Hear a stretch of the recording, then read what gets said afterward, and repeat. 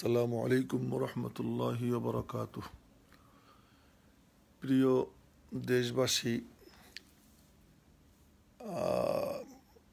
আমি আগেই একটা কথা বলেছিলাম যে এই বর্তমান করোনা ভাইরাসকে কেন্দ্র করে যতটা না মানুষের জীবনের আশঙ্কা, তার থেকেও অনেক বেশি ঈমান এবং দ্বীন ধ্বংসের আশঙ্কা।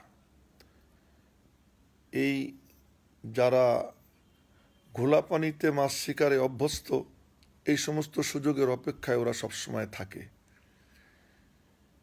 সংবাদ পেলাম যে বিজয় টিভি টেলিভিশনের অনুকরণে নামাজ চালুর পায়তারা করতেছে। তারাবির নামাজ একজন হাফেজ সে টেলিভিশনে পড়বে, তার অনুকরণে ঘরে ঘরে সব জায়গার থেকে তার পিছনে ইক্তেদা করে নামাজ পড়বে। এত জঘন্য পদক্ষেপ নেওয়ার স্পর্ধা এই বাংলার জমিনে, যেখানে ৯৭ জন মুসলমান এবং যেটা আলেম ওলামার দেশ, পীর আউলিয়ার দেশ, যেই দেশটা ওলামায়ে হক্কানির প্রভাবে প্রভাবিত, এত বড় স্পর্ধা তারা পেল কেন?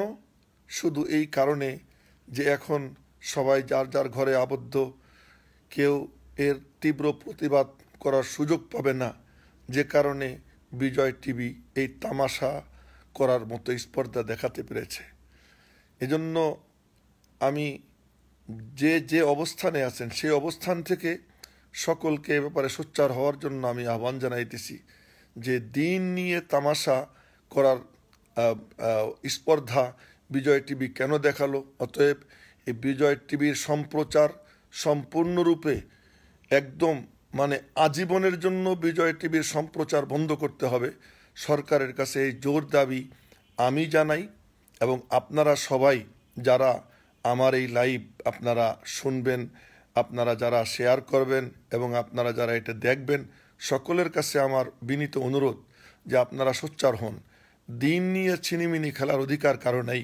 সুতরাং বিজয় টিভির সম্প্রচার বন্ধ করতে হবে এবং এই দিন নিয়ে যে তামাশা করলো এজন্য তাদের দৃষ্টান্তমূলক শাস্তি কেবলমাত্র এই বক্তব্য প্রত্যাহার এবং এই সম্প্রচার, এইটার সম্প্রচার বন্ধ করবে তাই না, বরং পুরো বিজয় টিভিকেই শাস্তিমূলক তাদের সম্প্রচার সরকার কর্তৃক যেন বন্ধ করা হয়, এর জোর দাবি আমরা জানাইতেছি।